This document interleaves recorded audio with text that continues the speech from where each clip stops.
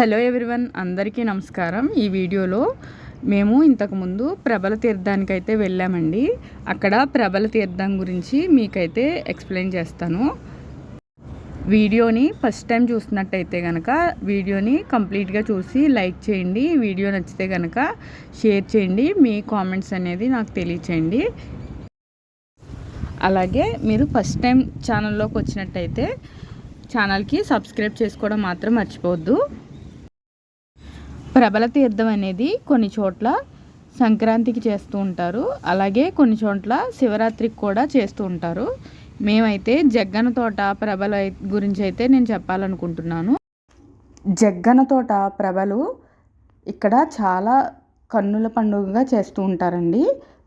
ప్రభల ఊరేగింపు కూడా పెద్ద పెద్ద ప్రభలు ఉంటాయి, ఇంకా అతి చిన్న ప్రభలు అంటే బాల ప్రభలు కూడా ఉంటాయి.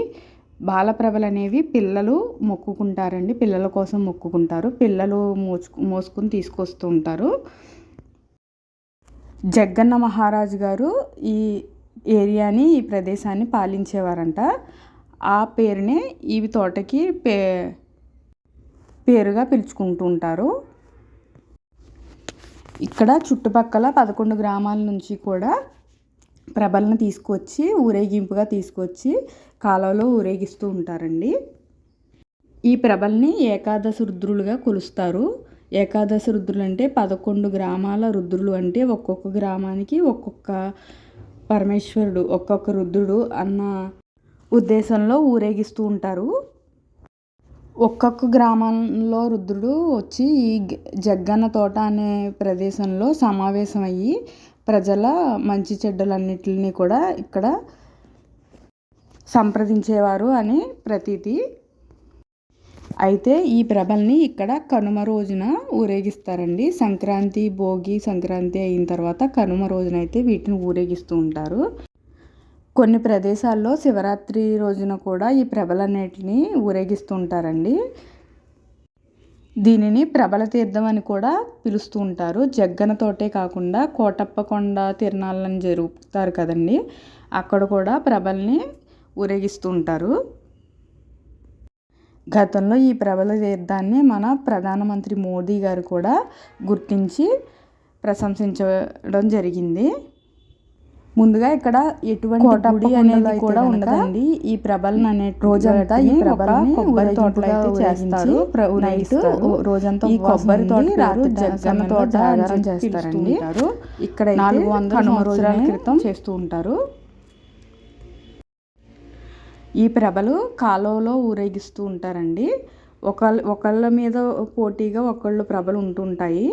అతి పెద్ద ప్రభలు చేయాలని ఒకరితో ఒకరు పోటీ పడుతూ ఉంటారు. అంతేకాకుండా ఇక్కడ ప్రభలకి సినిమా హీరోల ఫోటోలు, ఇంకా రాజకీయ నాయకుల ఫోటోలు కూడా పెట్టి వారి అభిమానాన్ని చాటుకుంటూ ఉంటారు.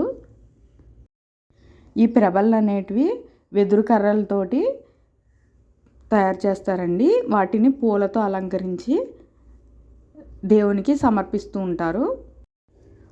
ఒక్కొక్కసారి ఈ ప్రభలకి చాలా డబ్బులైతే ఖర్చు చేస్తూ ఉంటారు. 4-5 ఊళ్ళు కలిపి కూడా ఈ ప్రభల మీద ఖర్చు పెడుతూ ఉంటారు.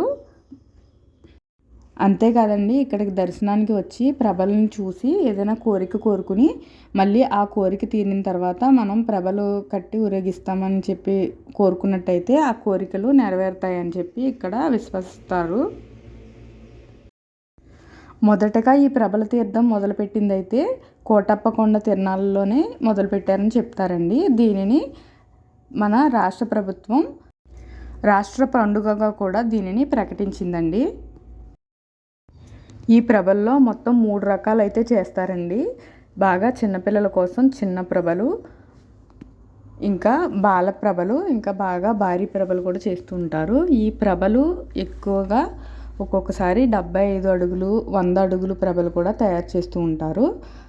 ఈ ప్రభలకి ఒక్కొక్కసారి కొన్ని లక్షల్లో కూడా ఖర్చు అవుతుందని చెప్పి ఇక్కడ ప్రజలు చెప్తున్నారు.